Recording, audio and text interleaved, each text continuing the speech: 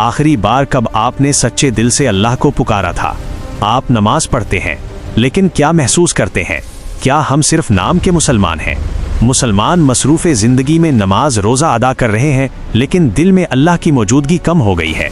हमारा ईमान आहिस्ता आहिस्ता कमज़ोर हो रहा है, शायद हम खुद भी ये समझ नहीं पा रहे।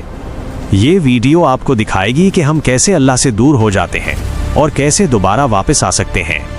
अल्लाह फरमाते हैं, क्या ईमान वालों के लिए अभी वो वक्त नहीं आया कि अल्लाह के जिक्र से और जो हक नाजिल हुआ है उससे उनके दिल नरम हो जाएं?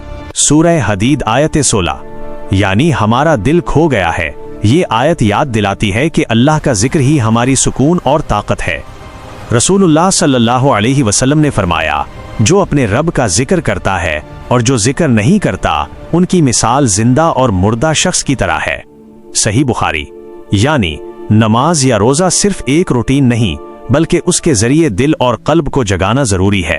हम रोज़ाना मसरूफियात में वक्त दे रहे हैं, काम, पढ़ाई, सोशल मीडिया, लेकिन अगर ईमान के साथ हमारा ताल्लुक न हो तो सब कुछ रस्मी बेमानी है। इसलिए दिल का ताल्लुक बरकरार रखना निहायत ज़रूरी है।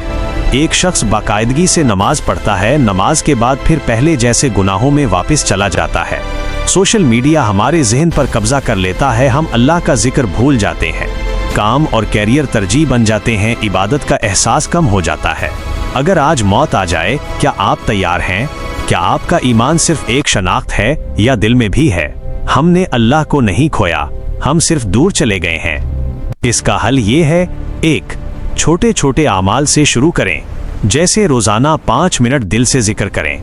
2. नमाज में हाजिरी लाएं, सिर्फ पढ़ना नहीं बल्कि समझना और महसूस करना। 3. कुरान के साथ ताल्लुक कायम रखें, माइनस रोजाना एक आयत समझकर पढ़ना। 4. तन्हाई में अल्लाह को पुकारना, माइनस अकेले रोना, सबसे मजबूत ताल्लुक। 5. गुनाहों को कम करना, खास तौर पर छुपे हुए गुनाह। एक दुआ, एक सजदा, सब कुछ दोबारा वापस ला सकता है। अल्लाह आपके करीब ही है, बस एक कदम आगे बढ़ाने की जरूरत है। आपका क्या ख्याल है? क्या हम अनजाने में अल्लाह से दूर होते जा रहे हैं? कमेंट में अपनी राय बताएं और अपना तजर्बा शेयर करें।